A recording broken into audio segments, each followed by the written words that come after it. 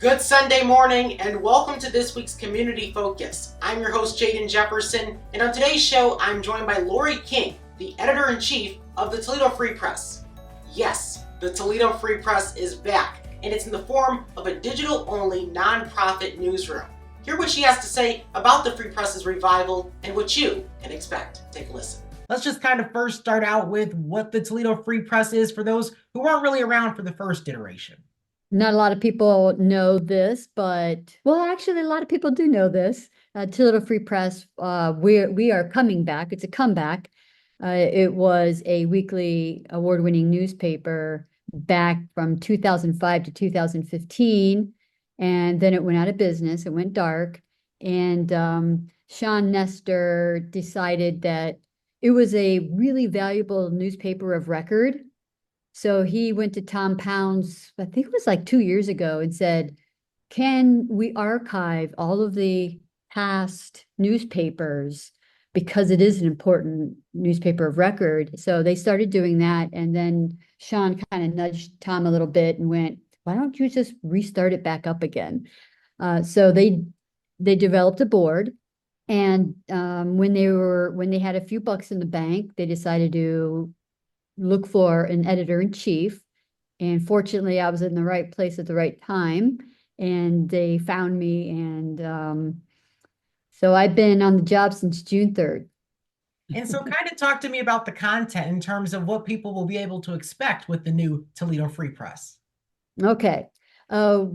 Because we're new, we're basically a restart up. We don't have a big staff. We have two part-timers who both work 20 hours a week, and one of them is the engagement editor and the other one is the assignment editor. And we just hired our first full-time independent contractor to cover politics in City Hall. And then we have I want to say platoon, but there's not that many to warrant a platoon. I'm former military, so we have a small cadre of freelancers that we depend on to deliver the content that we have. So we've been publishing online since October 10th. We are a nonprofit. I think that's the biggest change since last time. We are a nonprofit, 100% online newsroom. So that does make us a little different than before. And hopefully what we want to bring to the table once we have enough donations, we have a diversified funding business model. And once we get the word out, which is what Tuesday is about, our hard launch, hopefully philanthropists and donors who want to support hyper-local news will support us financially so we can hire more people and do more in-depth stories and documentaries and investigative pieces, which is really what we want to focus on. But right now I designed a new website, hired local freelancers to cover some of our events, but eventually we want to do more hard-hitting pieces. That important reporting is definitely something that in a lot of different parts of the country has disappeared and is being brought back in the nonprofit model, which is really cool to see that that's happening, right in this neck of the woods, because I've heard so much about the nonprofit model and it seems it works out well for a lot of newsrooms.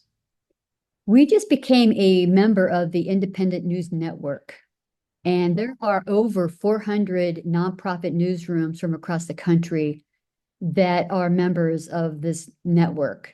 So it is a new resource, and I think it's really valuable for particularly communities with news deserts, which I don't consider Toledo a news desert at all. Obviously, we have the Toledo Blade, which I came from. I retired from the Toledo Blade 3 years ago. I was there 26 years as a photojournalist. In between those 3 years, between then and now, I was teaching multimedia journalism at University of Toledo and Wayne State University. And I had 3 podcasts that I was a host of. So I've since I took this job, gave up 2 of the podcasts. I've kept one for the National Press Photographers Association, and I gave up my schools. So one thing I don't miss is teaching, or not teaching. One thing I don't miss is grading. I do miss the teaching, but grading. However, we're going to be very committed to internships, paid internships. In fact, our first major grant was from Pat Appalled, and she donated some money for our internship program. And so we'll be mentoring and teaching the next generation of journalists.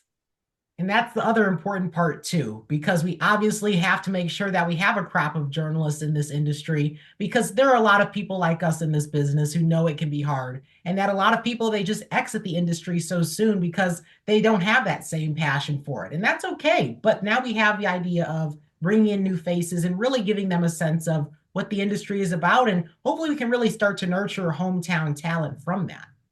You can never have too many internships in a local town. I mean, you know, a lot of the local newspapers, they use interns too. So we're just going to be another place that they can come to. So we're going to be tapping University of Toledo. Bowling Green State University has a very strong journalism program.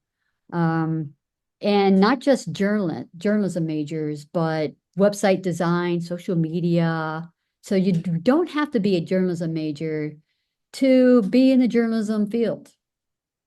Yeah, and that definitely is a part of that where we have the industry changing, right? The model has become a lot more social media based. It still is a bit TV based, but you have this whole new opportunity to really expand into other areas. And you host a podcast. And that's one of the areas where we've seen people really go into journalism through is that route as well. And so, kind of looking down the road as the editor in chief, what are some different ideas that are kind of bouncing around right now that you can't wait to toy with?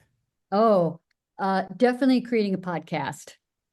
And because we are a nonprofit, we can also collaborate with other creators and we can be home for their podcasts.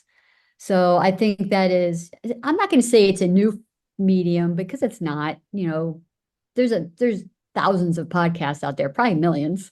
Yeah. But we want to be hyper local and the movers and shakers of Toledo. So that's coming. Another thing that I'm really, really dedicated to, when I was applying for the job, I told them that I really wanted to commit to a news literacy program. So what I want to do is create a speakers bureau that will go into senior citizen centers, schools, businesses, and train them about news literacy, how to detect misinformation, fake news, what is journalism, and how can Toledo Free Press, we're free. There's no paywall for us, and we're going to be newsy. So I want them to know that we exist and how you go onto our website, how you navigate it. So that's going to be one of my premier programs. So there's journalism, podcasting, journalism internship, podcasting, and the news literacy program are probably my three biggest things that I have my sights set on. Well, I can say this. I know you're excited about this, but for me, I'm very excited about this. I mean, I can't wait to see the work that you all put together and really see the Toledo Free Press come back, because I know for some time there was some chatter about it. So congratulations to you all on the big comeback. And that's this week's show. For more episodes of Community Focus, just go on our playlist right here on YouTube, or listen to the show over on Spotify or wherever you get your podcasts. Thanks so much for watching. Have a great rest of your week.